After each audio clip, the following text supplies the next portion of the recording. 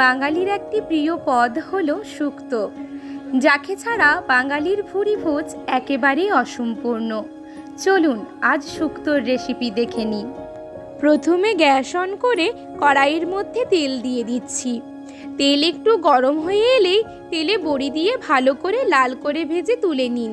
এবার এক এক করে তেলে করলা ভেজে তুলে নিন, বেগুন লাল লাল করে ভেজে তুলে নিন, শেষে পটলগুলো ভেজে তুলে নেবেন।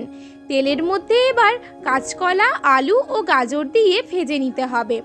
ভাজা হয়ে গেলেই সজনে ডাঁটা দিয়ে একটু নেড়েচেড়ে একটা পাত্রে সব কিছু তুলে নিচ্ছি। এবার ওই তেলের মধ্যেই পাঁচফোড়ন, শুকনো লঙ্কা, তেজপাতা ফোড়ন দিয়ে দিন। আদা বাটা দিয়ে ভেজে নিচ্ছি। ভাজা হলেই পরিমাণ মতো পোস্ত সর্ষে বাটা ও নুন দিয়ে একটু কষে নেবেন। হালকা কষার পর ভেজে রাখা আলু, কাঁচকলা, গাজর ও সজনে ডাঁটাগুলো দিয়ে দিলাম। আবারও সব কিছু একসাথে মিশিয়ে কষিয়ে নিলাম। তারপর পরিমাণ মতো দুধ যোগ করে ঢাকা দিয়ে দিলাম, যাতে সবজিগুলো সেদ্ধ হয়ে যায়। সেদ্ধ হয়ে গেলেই ওর মধ্যে ভেজে রাখা পটল, বেগুন, করলা ও বড়িগুলো দিয়ে দেবেন।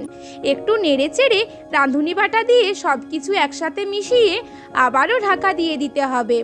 এবার ঢাকা খুলে ওপর থেকে শুকনো খোলায় ভেজে রাখা পাঁচফোড়ন গুঁড়ো ও ঘি ছড়িয়ে পরিবেশন করুন গরম গরম ভাতের সাথে সুস্বাদু শুক্তো। যাকে খাওয়াবেন সেও কিন্তু হবে মুগ্ধ।